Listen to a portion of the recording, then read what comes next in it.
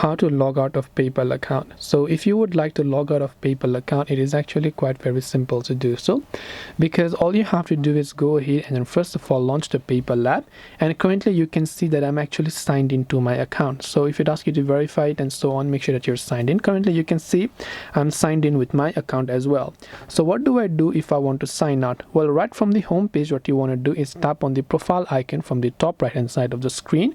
Once you tap the profile icon and then you come to this page, if you just scroll down there, you'll find the option that says logout. So that's all what you have to do.